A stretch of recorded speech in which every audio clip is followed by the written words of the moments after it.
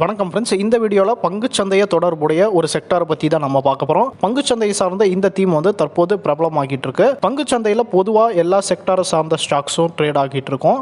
பங்குச்சந்தையில் முதலீடு செய்யவும் நாம் வாங்குகிற ஸ்டாக்ஸ் அதுக்கப்புறம் விற்கக்கூடிய ஸ்டாக்ஸ் எல்லாம் மெயின்டைன் பண்ணவும் சில கம்பெனிஸ் வந்து இருக்காங்க. அந்த கம்பெனிஸும் கூட பார்த்தீங்கன்னா மார்க்கெட்டில் ட்ரேட் ஆகிட்டு இருக்காங்க. இதுவும் கூட பார்த்தீங்கன்னா பங்குச்சந்தையை சார்ந்த செக்டாருக்கு உள்ளடங்கும். பங்குச்சந்தை சார்ந்த செக்டாரை பற்றி இப்போ நம்ம விரிவாக பார்க்கலாம் வாங்க. ஃபர்ஸ்ட் நம்ம பார்க்க போகிறது ஸ்டாக் புரோக்கிங் கம்பெனிஸ் தான். இவங்க மூலியமாக தான் நம்ம ஒரு ஷேர்ஸை வாங்கவோ விற்கவோ முடியும். பங்குச்சந்தையில் ஸ்டாக் புரோக்கிங் கம்பெனிஸ் பார்த்தீங்கன்னா 10க்கும் மேற்பட்ட கம்பெனிஸ் தற்போது மார்க்கெட்டில் ட்ரேட் ஆகிட்டு இருக்காங்க. ரெண்டாவதாக நம்ம பார்க்க போகிறது நாம வாங்குற ஸ்டாக்ஸை டிமார்ட் ஃபார்மேட்டில் ஸ்டோர் பண்ணி வைக்கவும் அதை மெயின்டைன் பண்ணவும் 2 கம்பெனிஸ் வந்து இருக்காங்க. அந்த 2 கம்பெனிஸில் ஒன்று வந்து CDSL, இன்னொன்று வந்து NSDL. CDSL பல வருடங்களுக்கு முன்பே மார்க்கெட்டில் லிஸ்ட் ஆகி ட்ரேட் ஆகிட்டு இருக்காங்க.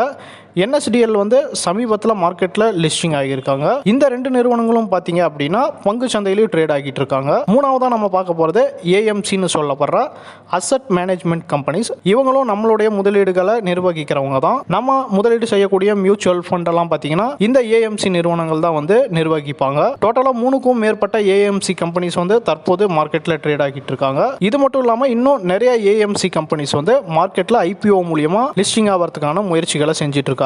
நாலாவதா நம்ம பார்க்க போறது RTA சொல்லப்படுற ரெஜிஸ்ட்ரார் அண்ட் டிரான்ஸ்ஃபர் ஏஜென்ட்னு சொல்லுவாங்க. இவங்க முக்கியமா IPO வெளியீடு சார்ந்த விஷயங்களை பார்த்துக்கிறது, அது மட்டும் இல்லாமல் முதலீடு சார்ந்த சில விஷயங்களையும் இவங்க வந்து அதுக்கான சேவைகளை வந்து செஞ்சுட்டு வராங்க. இப்போ நம்ம பார்த்தா அந்த RTA அப்படின்னு சொல்லப்படுற அதை சார்ந்த சில நிறுவனங்களும் மார்க்கெட்டில் ட்ரேட் ஆகிட்டு இருக்காங்க. பங்கு சந்தையிலையும் பங்கு சந்தை சார்ந்த திட்டங்கள்லையும் மக்கள் வந்து முதலீடு செய்யறது வந்து மற்ற நாடுகளை காட்டிலும் நம்ம நாட்டில் வந்து ரொம்பவே குறைவாக தான் இருக்குது. வரக்கூடிய வருடங்களில் நம்ம நாட்டில் முதலீட்டாளர்களும் சரி முதலீடுகளும் அதிகரிக்கும் சொல்லி எதிர்பார்க்கப்படுது. அப்படி ஒருவேளை முதலீட்டாளர்களும் அதிகரிக்கிற பட்சத்தில் நம்ம இப்போ பார்த்த இந்த செக்டாரை சேர்ந்த நிறுவனங்கள் வந்து பெரிய அளவில் வளர்ச்சி அடைகிறதுக்கான வாய்ப்புகள் அதிகமாக இருக்குது. இந்த செக்டாரில் இருக்கக்கூடிய ஸ்டாக்ஸ் எல்லாம் நீங்களும் அனலைஸ் பண்ணி உங்களுடைய முதலீட்டுக்கான முடிவுகளை வந்து எடுங்க. சமீபத்தில் இந்த துறைக்குனே பார்த்தீங்கன்னா ஒரு இண்டெக்ஸை வந்து மார்க்கெட்டில் உருவாக்கி இருக்காங்க. அந்த இண்டெக்ஸ் என்னன்றது உங்களுக்கு தெரிஞ்சுன்னா கண்டிப்பாக வந்து கமெண்ட்ல மென்ஷன் பண்ணுங்க.